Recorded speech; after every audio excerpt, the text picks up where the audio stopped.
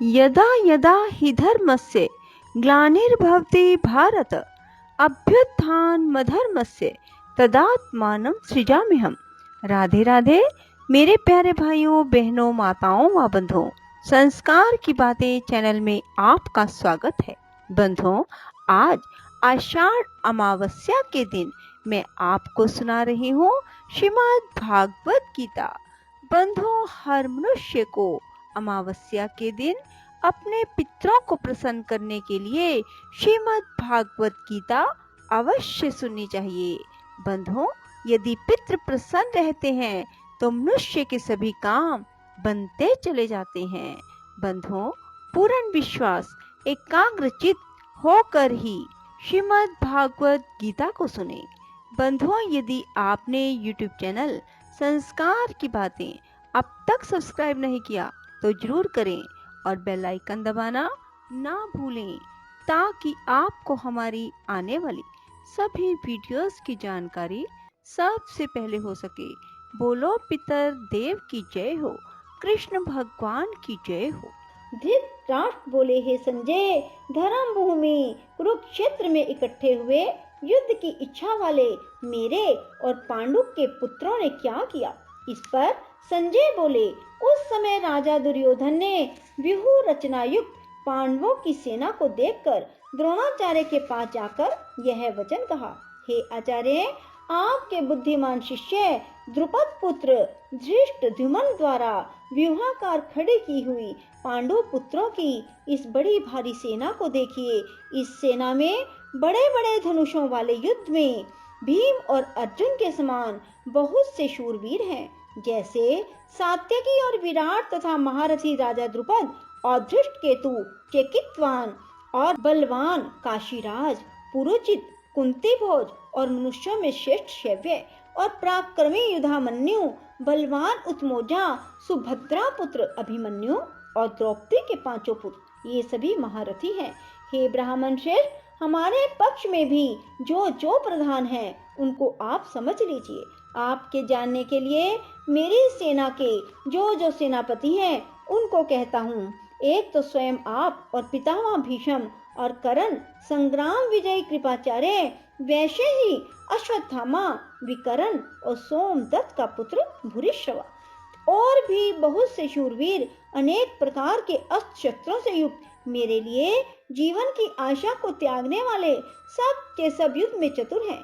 भीष्म पितामह द्वारा रक्षित हमारी वह सेना सब प्रकार से अजय है और भीम द्वारा रक्षित इन लोगों की यह सेना जीतने में सुगम है। इसलिए सब मोर्चों पर अपनी अपनी जगह स्थित रहते हुए आप लोग सब के सब निसंदेह भीष्म पितामह की ही सब ओर से रक्षा करें।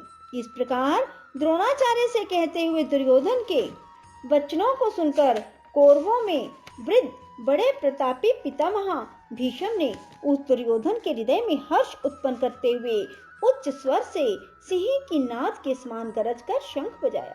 उसके बाद शंख और नगाड़े, ढोल, मृदंग और नरसिंह आदि बाजे एक साथ ही बजे। उनका वह शब्द बड़ा भयंकर हुआ। उसके बाद सफेद घोड़ों से युक्त उत्तम रथ में बैठे हुए श्री कृष्ण महाराज और अर्जुन ने भी अलौकिक शंख बजाए।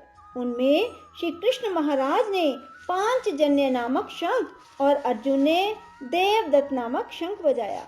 भयानक कर्म वाले भीमसेन ने कोंडर नामक महाशंख बजाया। कुंती पुत्र राजा युधिष्ठिर ने अनंत विजय नामक शंख और नकुल और सहदेव ने सुघोष और मणिपुष्पक नाम वाले शंख बजाए।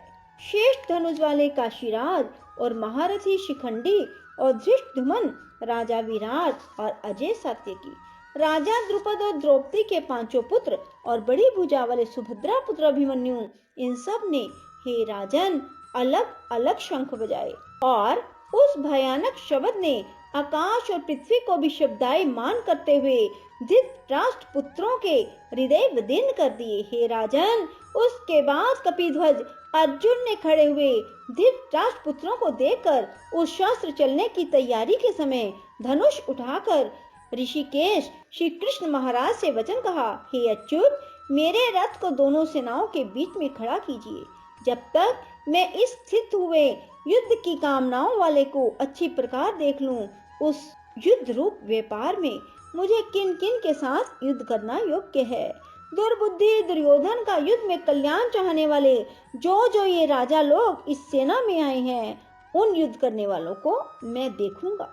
संजय बोले, हे धृतराष्ट्र, अर्जुन द्वारा इस प्रकार कहे हुए महाराज श्री कृष्ण ने दोनों सेनाओं के बीच में भीष्म और द्रोणाचार्य के सामने और संपूर्ण राजाओं के सामने उत्तम रथ को खड़ा करके ऐसे कहा, हे पार्थ, इन इकट्ठे हुए कौरवों को देख। इनके उपरांत प्रधापुत्र अर्जुन ने उन दोनों ही सेनाओं में स्थित हुए पिता के भाइयों को, पितामहों को, आचार्यों को, मामों को, भाइयों को, पुत्रों को, पौत्रों को तथा मित्रों को और ससुरों को, सुहृदों को भी देखा। इस प्रकार उन खड़े हुए संपूर्ण बंधुओं को देखकर वे अत्यंत करुणा से युक्त हुए। कुंती पुत्र अपने अर्जुन शोक करते हुए यह बोले, हे कृष्ण, इस युद्ध की इच्छा वाले खड़े हुए स्वजन समुदाय को देखकर मेरे अंग शिथिल हुए जाते हैं, मुख भी सूखा जाता है और मेरे शरीर में कंप और रोमांच होता है तथा हाथ से गांडीव धनुष गिरता है, त्वचा भी बहुत जलती है, मेरा मन भ्रमित सा हो रहा है, इसलिए मैं खड़ा रहने को भी समर्थ नहीं हूँ। हे केशव, लक्षणों को भी विपरीत देखता हूँ, युद्ध में अपने कुल को मारकर कल्याण भी नहीं देखता।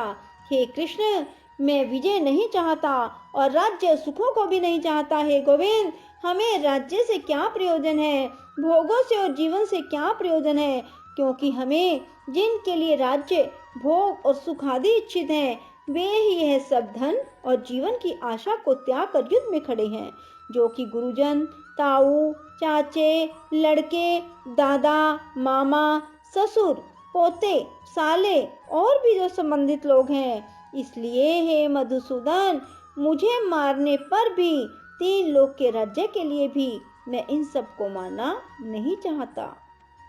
फिर पृथ्वी के लिए कहना ही क्या। हे जनार्दन, धृतराष्ट्र के पुत्रों को मारकर हमें क्या प्रसन्नता होगी, इन आतताइयों को मारकर तो हमें पाप ही लगेगा। इससे हे माधव, अपने बांधव धृतराष्ट्र के पुत्रों को मारने के लिए हम योग्य नहीं हैं, क्योंकि अपने कुटुंब को मारकर हम कैसे सुखी होंगे। यद्यपि लोभ से भ्रष्ट हुए ये लोग कुल के नाशकृत दोष को, मित्रों के साथ विरोध करने में पाप को नहीं देखते, परंतु हे जनार्दन, कुल के नाश करने से होते हुए दोष को जानने वाले हम लोगों को इस पाप से हटने के लिए क्यों नहीं विचार करना चाहिए, क्योंकि कुल नाश होने से सनातन कुल धर्म नष्ट हो जाते हैं। धर्म के नाश होने से संपूर्ण कुल को पाप भी बहुत दबा लेता है। हे कृष्ण, पाप के अधिक बढ़ जाने से कुल की स्त्रियां दूषित हो जाती हैं। हे वैष्णव, स्त्रियों के दूषित होने पर वरण संकर उत्पन्न होता है। वह वरण संकर कुल घातियों को और कुल को नरक में ले जाने के लिए होता है। लोप हुई पिंड और जल की क्रिया वाले इनके पितर लोग भी गिर जाते हैं और इन वरण संकर कारक दोषों से कुल घातियों के सनातन कुल धर्म और जाति धर्म नष्ट हो जाते हैं। हे जनार्दन, नष्ट हुए कुल धर्म वाले मनुष्यों का अनंत काल तक नरक में वास होता है, ऐसा हमने सुना है। शोक है कि हम लोग बुद्धिमान होकर भी महान पाप करने को तैयार हुए हैं, जो कि राज्य और सुख के लोभ से अपने कुल को मारने के लिए उद्यत हुए हैं। यदि मुझ शस्त्र रहित ना सामना करने वाले को शस्त्रधारी धृतराष्ट्र के पुत्र रण में मारे, तो वह मारना भी मेरे लिए अति कल्याणकारक होगा। संजय बोले, रणभूमि में शोक से उद्विग्न मन वाले अर्जुन इस प्रकार कहकर बाण सहित धनुष को त्याग कर रथ के पिछले भाग में बैठ गए। बोलो कृष्ण भगवान की जय हो। राधे राधे, जय श्री कृष्णा। बंधुओं, यदि आपको हमारी वीडियो पसंद आई तो इसे लाइक करें और शेयर भी जरूर करें।